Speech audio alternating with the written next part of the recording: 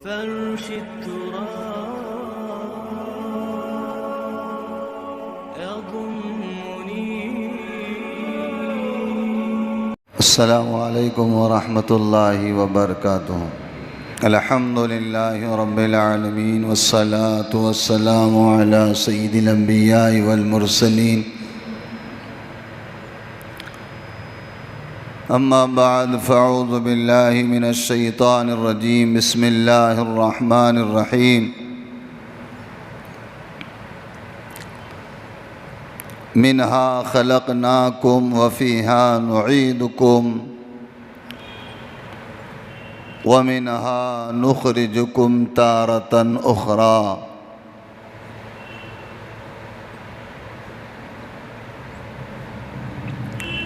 اللہم صل علی محمد وعلی آل محمد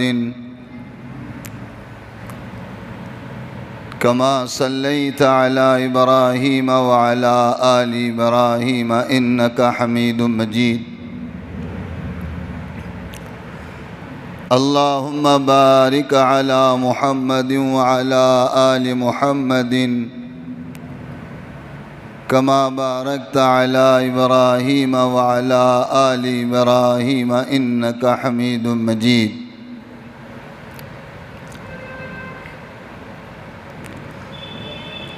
میں نے قرآن کریم کی ایک آیت پڑھا ہوں.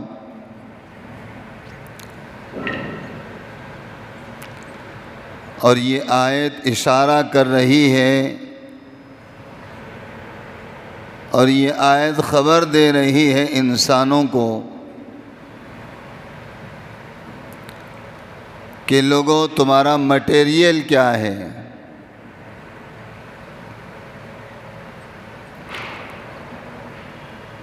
اور اس کے بعد تم کو ملنا کس میں ہے. اور اس کے بعد تمہارے پروردگار عالم کے سامنے پھر دوبارہ تمہیں کھڑے کیسا ہونا ہے.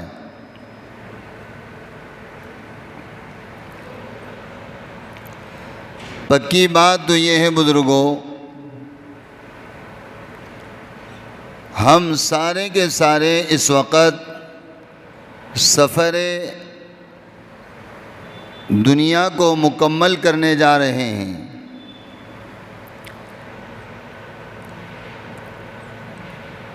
بات تو یہ ہے کہ ہم سارے کے سارے مسافر ہیں.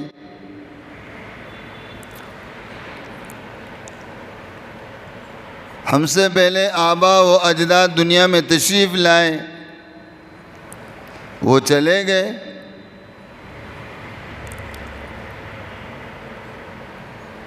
اور ہم لوگوں کا بھی ایک وقت آئے گا کہ ہم لوگ بھی چل جائیں گے، ہم لوگ بھی چل بسیں گے. پھر آنے کا ہمارا کیا مقصد ہے؟ صرف زمین پر ہم لوگ پھرنے کے لیے نہیں آئے ہیں، اور صرف یہاں کے روٹیاں بوٹیاں کھانے کے لیے نہیں آئے ہیں، اور چند سانس گزار کر یہاں سے یوں ہی چلے جانے کے لیے ہم لوگ آئے نہیں ہیں. اللہ تعالیٰ نے ہم لوگوں کو جو بھیجا ہے، اس کے بھیجنے کا ایک بہت بڑا مقصد ہے. کیا زمین پر کوئی اناج کھانے والا نہیں تھا کہ انسان کو بنایا کہ تم کھاؤ؟ کیا زمین پر کوئی چلنے پھرنے والا نہیں تھا کہ جاؤ تم چلو اور پھرو؟ کیا موت دینے کے لیے اللہ تعالیٰ کو اور مخلوق نہیں تھی کہ چلو انسان کو پیدا کر کے اس کو موت دے دیں گے؟ یہ نہیں ہے. اللہ کا منشا، اللہ کا مقصد، اللہ کا ارادہ اللہ تعالیٰ نے صاف ظاہر کر دیا ہے. اور اللہ نے سمجھا دیا اپنے بندوں کو. اپنے نبی کے ذریعے سے اللہ تعالیٰ نے اپنے بندوں کو یہ پیغام پہنچا دیا اور بتلا دیا. اللہ نے قرآن کریم کہتا ہے وما خلقت الجن والانس الا لیعبدون. کیا کہنا ہے؟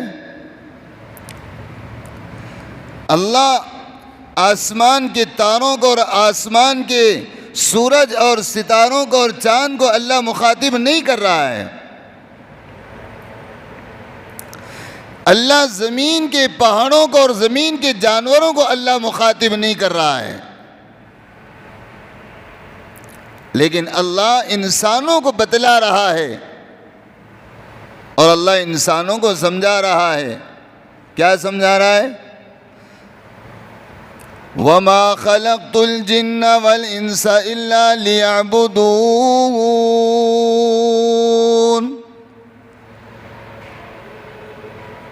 میں نے انسان اور جنات کو نہیں پیدا کیا.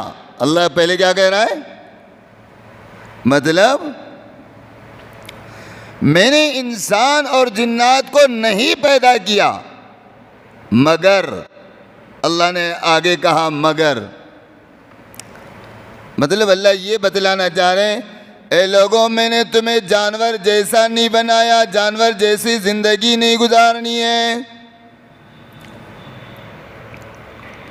او لوگوں، میں نے تم کو یوں ہی بیکار پیدا نہیں کیا کہ تم یوں ہی بیکار زندگی گزار کر چلے آؤ. وَمَا خَلَقْتُ الْجِنَّ وَالْإِنسَ إِلَّا لِيَعْبُدُونَ. او لوگوں، میں نے تم کو پیدا نہیں کیا، لیکن جنات اور انسان کو پیدا کرنے کا میرا مقصد یہ ہے کہ وہ میری یاد میں اپنی زندگی گزار آئیں. کیا کریں؟ جانور اگر مجھے یاد نہ کرے کوئی مسئلہ نہیں ہے، درخت اگر مجھے یاد نہ کرے کوئی مسئلہ نہیں ہے، یہ پتھر اور یہ پہاڑ، یہ سمندر، یہ سورج، یہ آسمان اگر میری یاد نہ کرے، ان کا کوئی مقصد نہیں ہے. ان کا یاد کرنا اور یاد نہ کرنا برابر ہے. لیکن او انسانوں، میں نے تمہیں جو پیدا کیا ہوں اپنی عبادت کے لیے پیدا کیا ہوں. کس کے لیے؟ یہ تو زندگی کا ایک بہت لمبا سفر ہے نا. کتنا سفر ہے؟ ایک زندگی کا بہت. اور آدمی ہر وقت یہ سوچتا ہے کہ نہیں ہمیں تو اللہ کو یاد کرنا ہے، لیکن اللہ کو یاد تھوڑے دنوں کے بعد کریں گے. کیا سوچتا ہے؟ کوئی نہیں چاہتا کہ نہیں میں بغیر یاد کے، بغیر عبادت کے، بغیر تقوی کے، بغیر تسبیح کے میں مر جاؤں. کوئی بھی نہیں چاہتا، لیکن تھوڑا ٹائم چاہیے. کیا چاہیے؟ بولو کیا چاہیے؟ تھوڑا ٹائم چاہیے. اللہ کو یاد کریں گے لیکن تھوڑے دنوں کے بعد. تقوی اختیار کریں گے لیکن تھوڑے دنوں کے بعد. اور میرے بھائیوں، یہ جو اطمینان دلاتا ہے، یہ مردود اطمینان دلاتا ہے. ابھی تو جوان ہے، ابھی تو تم 50 سال کے ہو، ابھی تقوی اختیار کرنے میں اتنی جلدی بھی تو کیا ہے؟ جی، وہ آپ کو اطمینان دلاتا ہے. ایک مرتبہ ایک بادشاہ نے انعام رکھا. کیا انعام رکھا؟ کہا کہ یہ باغیچے کے اندر چلا جائے کوئی بندہ، اور بندہ نہیں بلکہ جو بھی اس باغ میں جائے گا اور اس میں سے بہترین پھل، بہترین انار اور بہترین سیب اور بہترین انگور جو میرے لیے لے کر آئے گا، جو سب سے بہتر لے کر آئے گا، میں اس کو سب سے بہترین بدلہ دے دوں گا. جو اچھا لے کر آئے گا میں اس کو اچھا انعام دے دوں گا. ہوا ایسا کہ کئی بندے کھڑے ہو گئے اور ہر بندے نے یہ سوچا کہ میں سب سے اچھا پھل اور سب سے اچھا انار اور سب سے اچھا سیب انشاءاللہ میں لے کر آؤں گا۔ سب باغیچے میں چل پڑے۔ چلتے چلتے چلتے چلتے حالت یہ ہوگی، جب شروع میں جب دیکھا انہوں نے تو کہا ہو سکتا ہے کہ اس سے اچھے پھل شاید آگے ہوں گے، لیکن شرط یہ تھی ایک دروازے سے باغیچے میں داخل ہو جائیں گے اور دوسرے دروازے سے نکل کر آئیں گے، دوبارہ اس باغ میں آنے کی اجازت نہیں ہوگی، شرط تھی۔ اب لوگ نکل پڑے اور نکلتے نکلتے نکلتے نکلتے یہ ہوا کہ کئی لوگ اس انتظار میں کہ شاید اس کے بعد کچھ اچھے درخت آئیں گے، اس کے بعد شاید کچھ اچھے پھل ملیں گے اور اس کے بعد شاید کچھ اچھے انار ملیں گے، یہ انتظار میں جو نکلنے کا دروازہ تھا وہ دروازے تک پہنچ گئے۔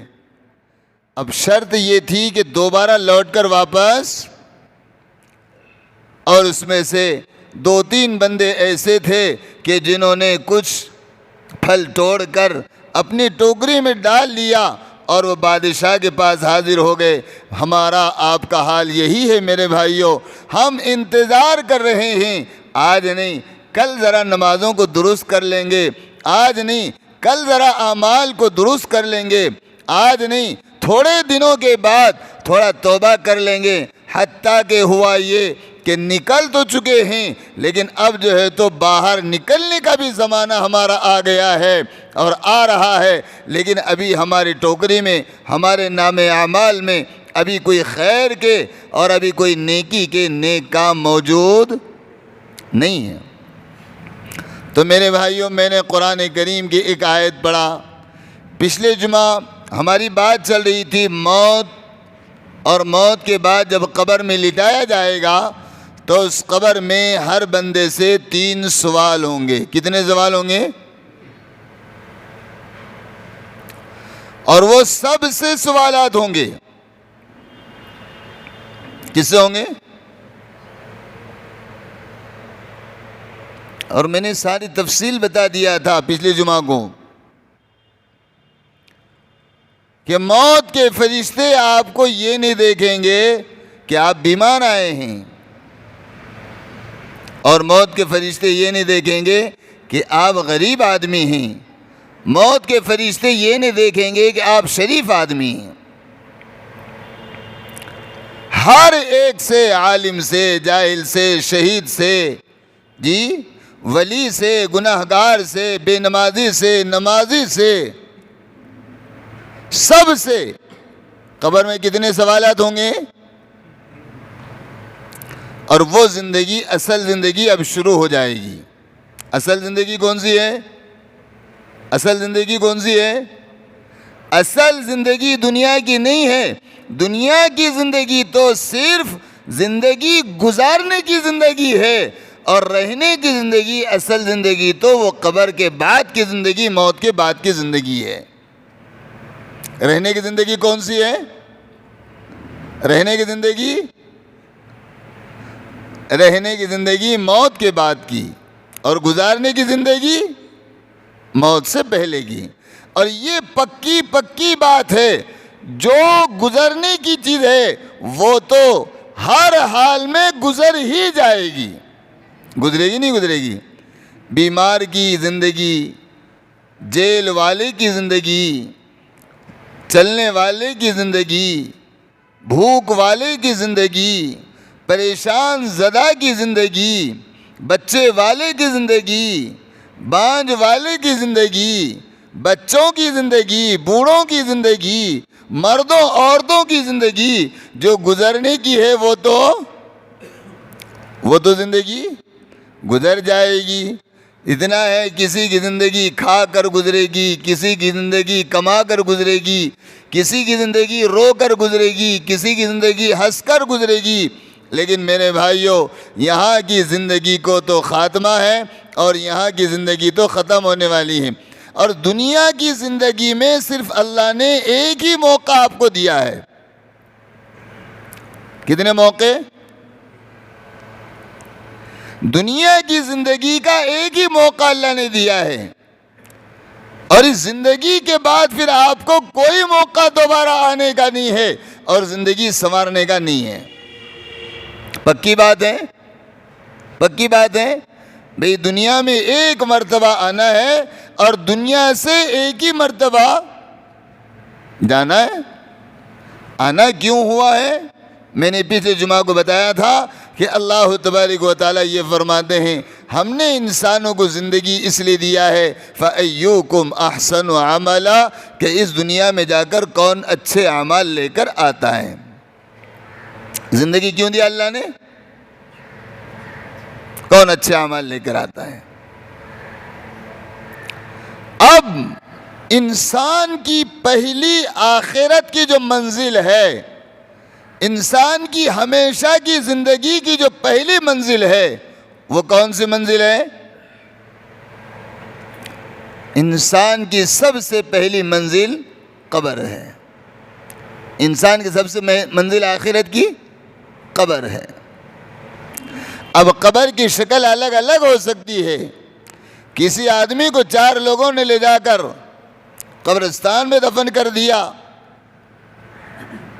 کسی آدمی کو لوگوں نے کفن پہنا کر یا بغیر کفن کے سمندر میں چھوڑ دیا، کسی آدمی کو جلا دیا، کسی آدمی کو بھئی کہیں اس کی لاش پڑی ہوئی تھی، جانوروں نے اس کی لاش کو کھا لیا،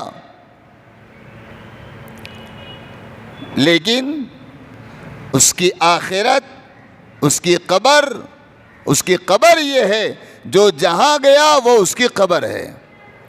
سمندر میں گیا وہ اس کی سمندر قبر ہے، سمجھ میں آیا؟ اس کو جلا دیا گیا وہ آگ اس کی قبر ہے، اس کو کہیں رکھ دیا گیا ہوا میں اور اس کے پرندوں نے کھا لیا، وہ اس کی قبر ہے۔ لیکن میرے بھائیوں، ہر ایک کی قبر الگ ہو سکتی ہے، لیکن موت کے بعد کے سب سے پہلی منزل آدمی کی کیا ہے؟ قبر ہے۔ سمندر میں گر گیا، وہاں فرشتے آئیں گے، جلا کر اس کی راکھ کو پھینک دیا، وہاں فرشتے آئیں گے، اس کو پرندوں نے کھا کر ختم کر دیا، جانوروں نے کھا کر ختم کر دیا۔ موت کے بعد وہاں اس کی پوچھ تاچھ کے لیے، یہ نہیں کہ مر تو گیا ہے، اب جی اس کو دفن نہیں کیا گیا اس لیے اب اس سے سوال جواب ہونے والا نہیں ہے، نہیں۔ مرنے کے بعد جب انسانوں سے اس کی جدائی ہو گئی، مرنے کے بعد جب انسانوں کی نظروں سے دور کر دیا گیا، مرنے کے بعد جب اس کو دیکھنے والا اب کوئی نہیں رہا، تو وہاں اس کو سوال کرنے کے لیے 2 فرشتے آئیں گے۔ 2 کتنے فرشتے آئیں گے؟ اور یہ ہم سب کو وقت آنا ہے، ہم سب کو وقت آنا ہے۔ پیارے نبی سب کہو صلی اللہ علیہ وسلم نے فرمایا، لوگو جب تم کو قبر میں رکھ دیا جاتا ہے، مردے کو قبر میں رکھ دیا جاتا ہے، مردے کے قدم 40 قدم مردہ جب دور ہوتا ہے، کتنے قدم؟ 40 قدم مردے سے لوگ دور ہو گئے، سبوں نے مٹی ڈال دیا، پھول کی پنگڑیاں قبر پر بچھا دی، پانی وینی مار لیا، مٹی کو چھڑکا دیا، اور سبوں نے کہہ دیا میاں اب تیرا اور ہمارا کوئی واسطہ نہیں ہے، اب ہم تیری قبر میں نہیں آئیں گے، اور خبردار پانی اس لیے ڈال رہے ہیں تیری قبر پر کہ دوبارہ نکل کر ہمارے گھر نہ آ جانا، ہے نا؟ یہی ہے۔ یہ پانی کیوں ڈالتے ہیں کہ یہ پانی ڈالنے والوں کو پوچھنا پڑے گا کیا طریقہ ہے۔ پہلے زمانے میں مردوں کو کھانے والے بجو ہوا کرتے تھے۔ کیا ہوا کرتے تھے؟ ہاں، اب کے زمانے میں کوئی بجو آپ کو ملے گا نہیں۔ تو وہ بجو قبر کھود کر مردوں کو کھایا کرتے تھے اور مردوں کا گوشت کھایا کرتے تھے، اس لیے پہلے کے بزرگوں نے یہ طریقہ نکالا تھا کہ یہ بجوں سے بچانے کے لیے کیا عمل کیا جائے، تو وہ مٹی کو بھگا کر قبر پر تھوپ دیا کرتے تھے اور کیچڑ بنا دیا کرتے تھے، تاکہ جب وہ کھکرنے کے لیے اور کھودنے کے لیے آ جائے تو اس کے پنجوں میں چیکڑ پھنس جائے اور وہ مردے تک نہ پہنچے، اس کے لیے وہ عمل کرتے تھے۔ اب کچھ بیوقوفاں پتہ نہیں کہاں کہاں کے بیوقوف آئیں گی، کیسے کیسے بیوقوف آئیں گی نہیں معلوم، لوٹے میں لے دے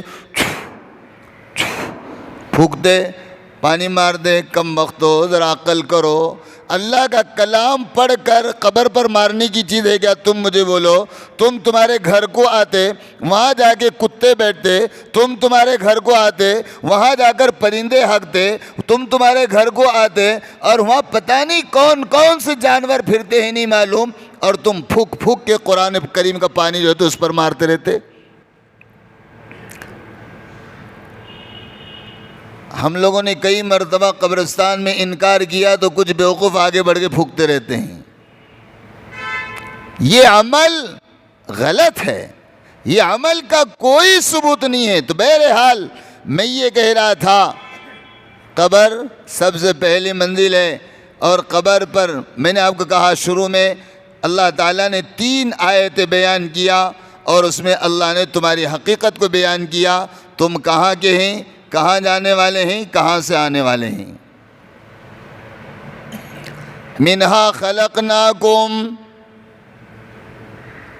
اللہ نے کہہ دیا اترانے کی ضرورت نہیں ہے، تجھے اکڑنے کی ضرورت نہیں ہے، تجھے اپنے آپ کو بڑا سمجھنے کی ضرورت نہیں ہے۔ خاندان کا نام لے کر تجھے اترانا، تکبر کرنا اچھا نہیں لگتا، اس لیے کہ اللہ تبارک و تعالیٰ نے تیرا مٹیریل تو مٹی کو بنا دیا ہے۔ کس سے بنایا؟ اللہ تعالیٰ نے انسان کی تخلیق کو جب بیان کیا ہے، کبھی سن کر بھی شرم آتی ہے، کبھی سوچ کر بھی شرم آتی ہے۔ پروردگار نے فرمایا، قرآن کریم میں نے فرمایا سورہ تاریخ کے اندر، وَالسَّمَاءِ وَالطَّارِقِ وَمَا أَدْرَاكَ مَا الطَّارِقُ النَّجْمُ الثَّاقِبُ إِن كُلُّ نَفْسٍ لَمَّا عَلَيْهَا حَافِظٌ فَلْيَنظُرِ الْإِنسَانُ مِمَّا خُلِقَ۔ اللہ یہاں کہہ رہا ہے، او آدمی کے بچے، اپنے مال کو دیکھ کر، کپڑے کو دیکھ کر، خوبصورتی کو دیکھ کر اتراتا ہے۔ او آدمی کے بچے، تو اپنی طاقت کو دیکھ کر اتراتا ہے۔ پروردگار فرماتا ہے وَمِمَّا إِن، پروردگار کیا فرماتا ہے؟ وَمِمَّا إِن دَافِقْ يَخْرُجُ مِن بَيْنِ الصُّلْبِ وَالتَّرَائِبِ۔ آدمی کے بچے، ہم نے تو تجھے مٹی سے، اور وہ 2 راستے جن راستوں سے ناپاک پانی نکلتا ہے، ان دونوں ناپاک راستوں سے، ناپاک پانی سے اور مٹی کے ذریعے سے ہم نے تجھے پیدا کیا ہے۔ کس کے ذریعے سے؟ مٹیریل کیا ہے تیرا؟ وَمِن مَّاءٍ دَافِقٍ يَخْرُجُ مِن بَيْنِ الصُّلْبِ وَالتَّرَائِبِ۔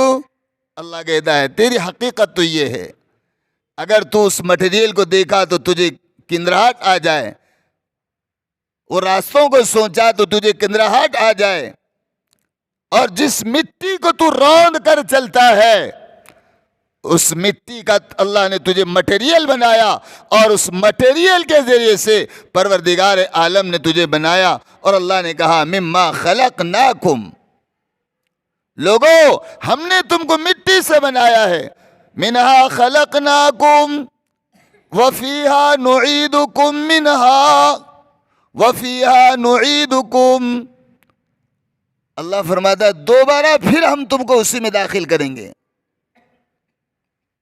کس میں داخل کریں گے؟ مٹی میں ملا دیں گے اللہ تعالیٰ۔ موت کے بعد سب کا مٹیریل مٹی ہو جائے گا۔ کوئی یہ نہیں کہے گا اوہ نہیں میں تو قبر میں ایسے ہی رہوں گا، اور میرے کفن کو جو تو مٹی نہیں لگے گی، اور میرے جسم کو مٹی نہیں لگے گی۔ نہیں،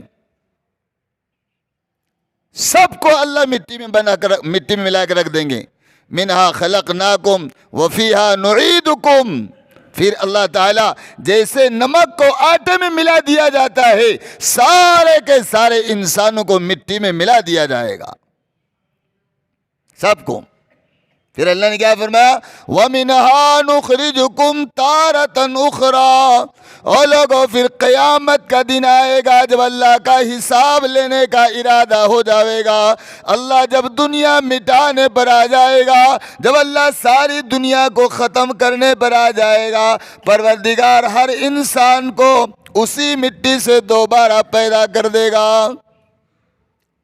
یہ بات اتنی پکی ہے، اس بات پر ایمان لانا ایمان ہے، اور اس بات میں شک کرنا کفر ہے.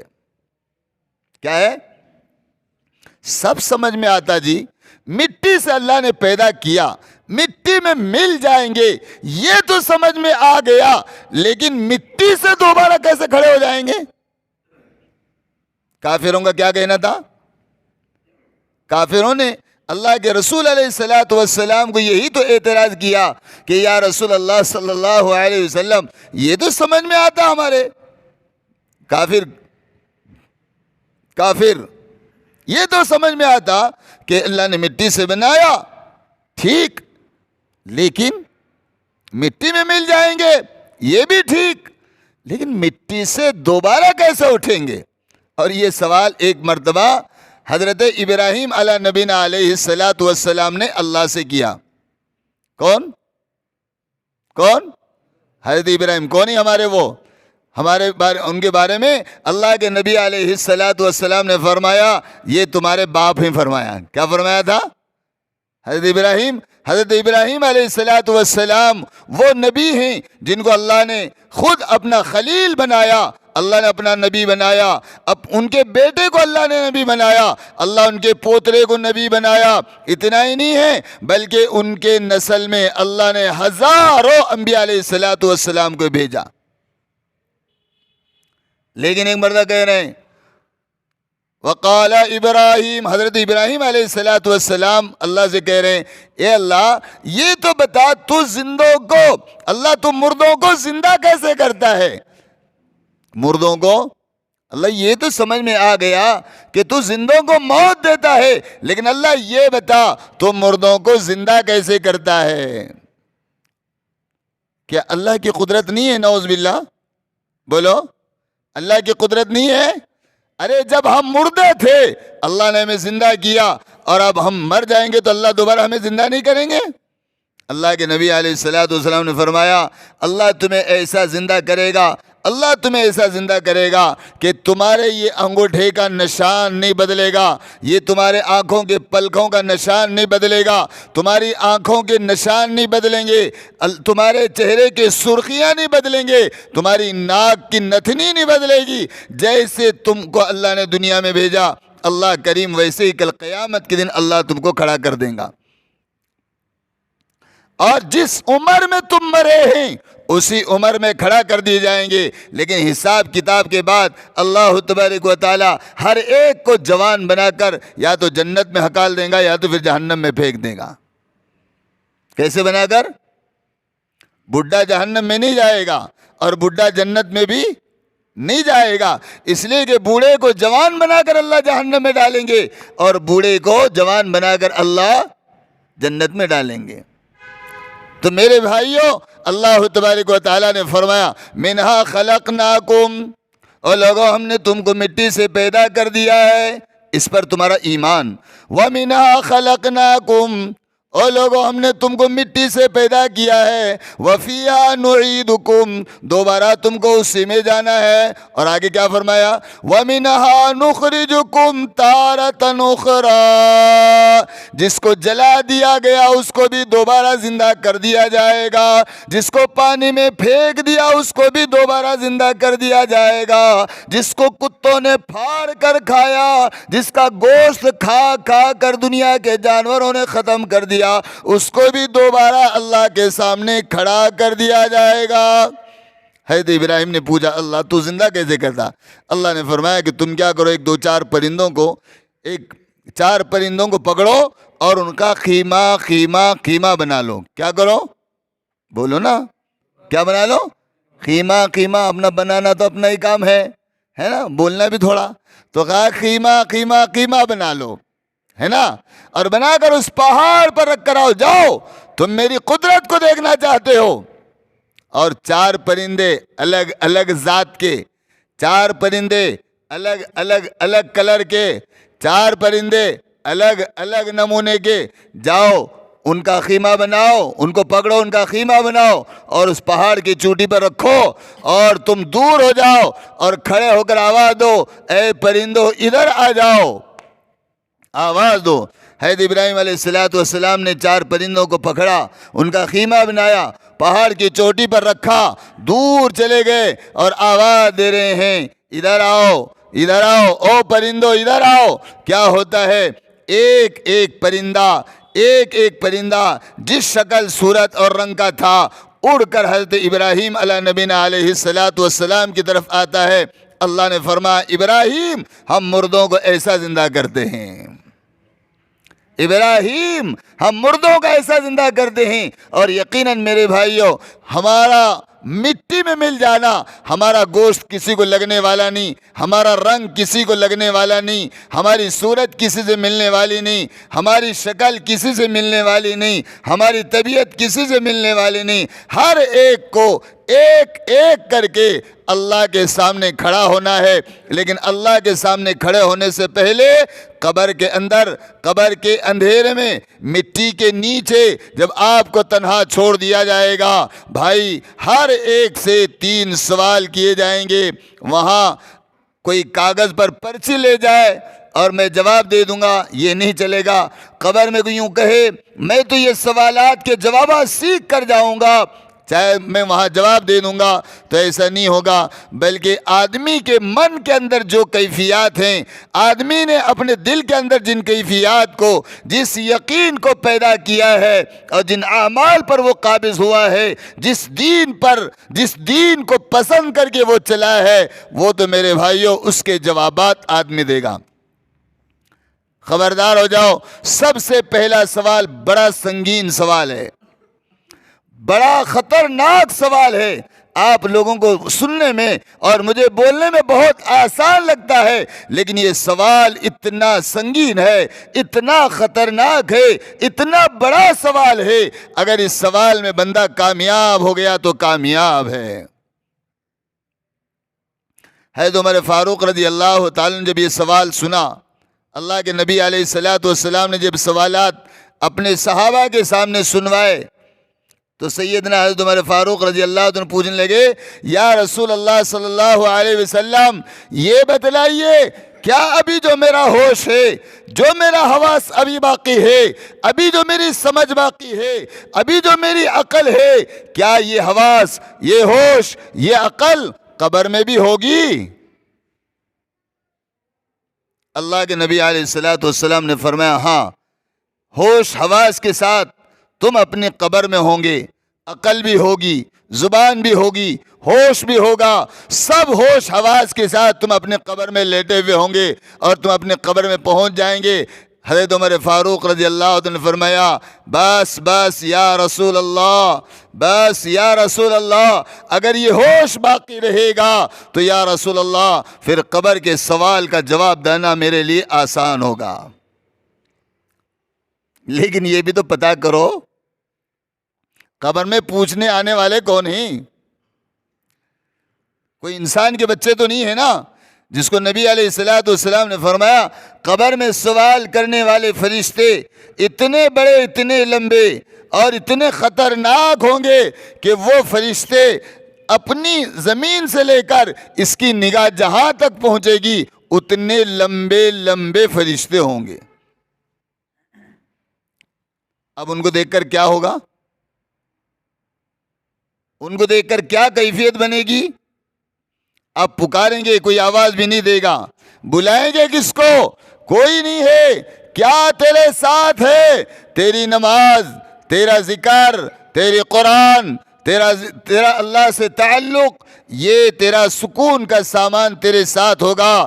اور اگر حسد، غیبت، اللہ کی نافرمانی، چوری، زنا ہوگا تو یہ تیرے عذاب کا سامان کل قیامت کے دن، کل مرنے کے بعد تیرے قبر میں تیرے ساتھ ہوگا۔ یہ نہیں کہ یہ سارے گناہ صرف قیامت کے دن تولے جائیں گے، بلکہ یہ سارے گناہ موت کے بعد فوراً تیرے قبر میں رکھ دیے جائیں گے۔ جن عیاشیوں کے ساتھ تو نے زندگی گزارا ہے، اللہ کی نافرمانی کے ساتھ زندگی گزارا ہے، تیرے قبر کے عذاب کو بڑھا دیا جائے گا۔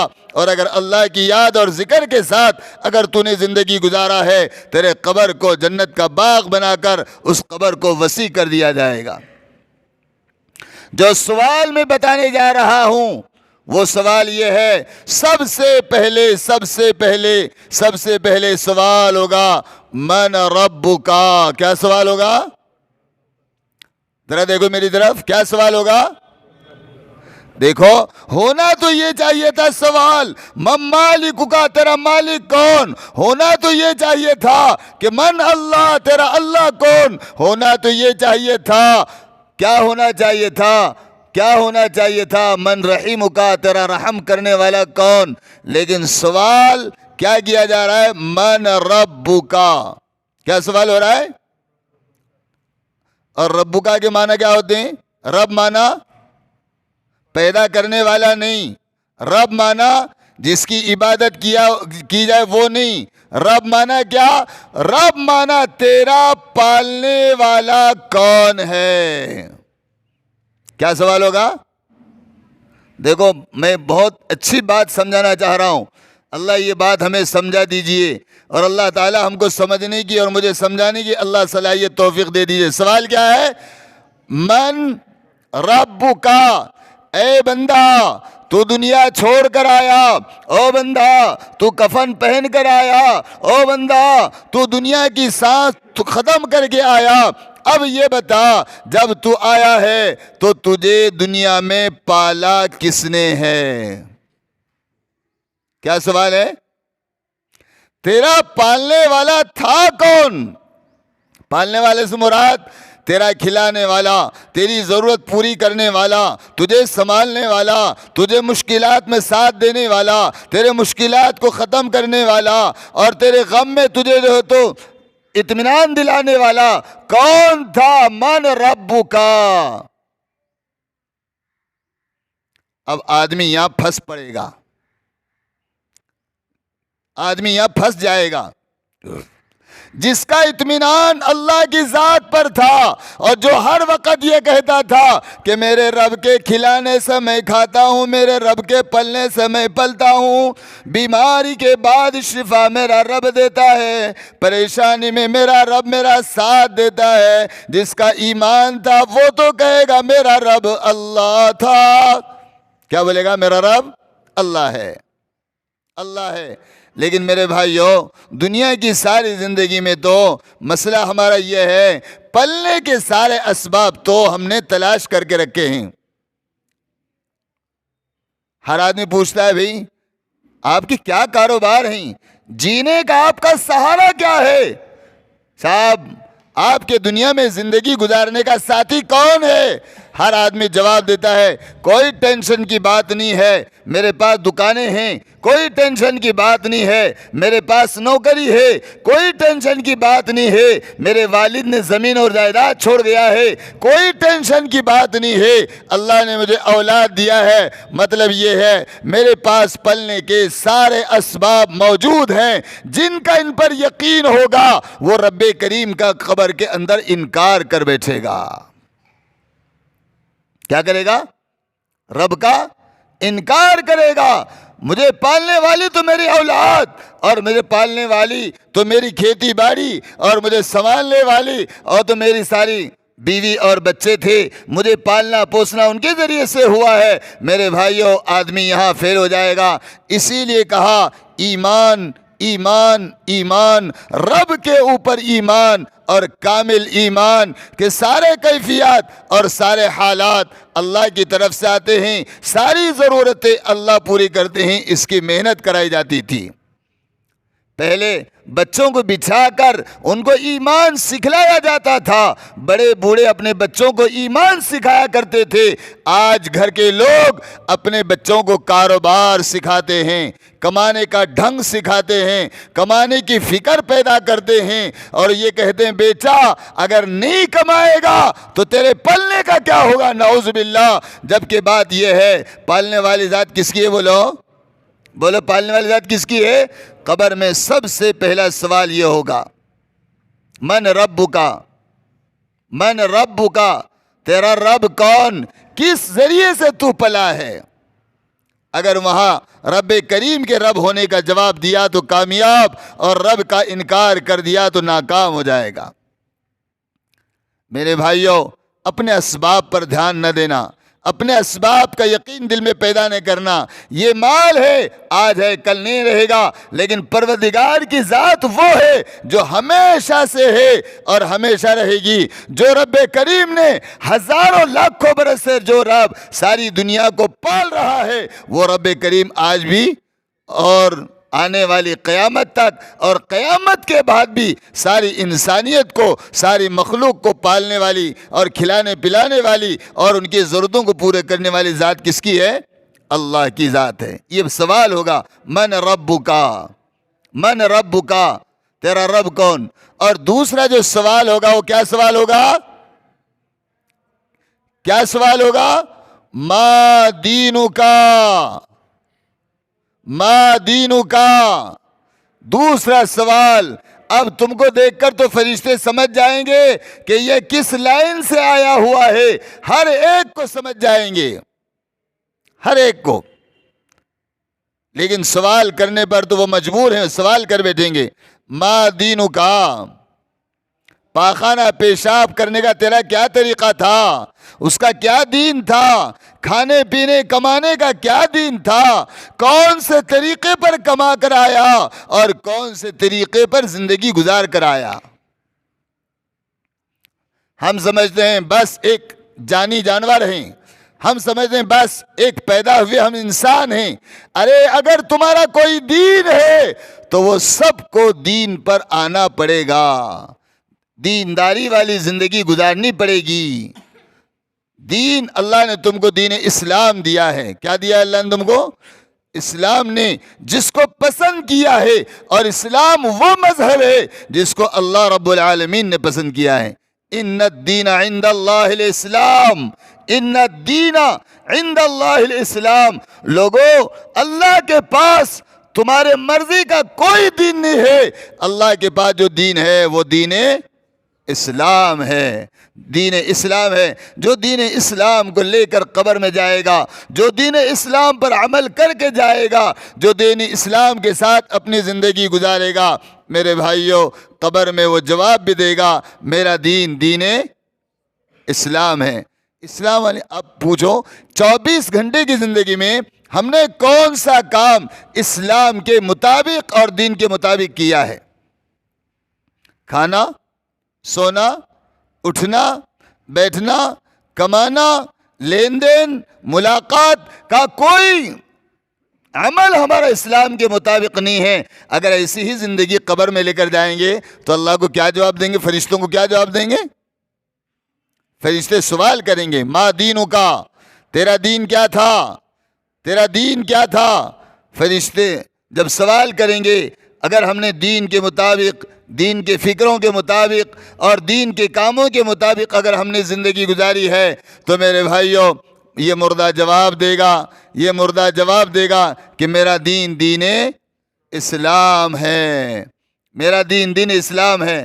اور اگر دین پر عمل نہیں کیا، جی، پھٹے سے پیجامے پہنا، ٹوٹے سے چپلا پہنا، جی، اور بکریوں جیسے بال بنا کر گھومتا رہا۔ آج جوانوں کو دیکھیے، پتہ نہیں یہ جوان کس کے غلام بن کے پھر رہے نہیں معلوم، کون سے دین کو اپنا کر پھر رہے نہیں معلوم۔ ارے یہ دنیا کے یہ کچھ ہیرو لوگ جیسی نقل کرے ویسے یہ پاگل لوگ نقل کرنے جا رہے ہیں۔ ارے تم کسی دنیا دار کے عاشق نہ بنو، تم عاشق بنو محمد الرسول اللہ صلی اللہ علیہ وسلم کے، تم پیارے بنو محمد الرسول اللہ صلی اللہ علیہ وسلم کے۔ اگر دوم کٹی جیسی اگر سر کے بال اور دوم کٹے جیسے مونچھ کے بال اور دوم کٹے جیسی داڑھی کے بال رکھ کر جائیں گے قبر کے اندر، تم جواب نہیں دے سکتے کہ ہم اسلام والے ہیں۔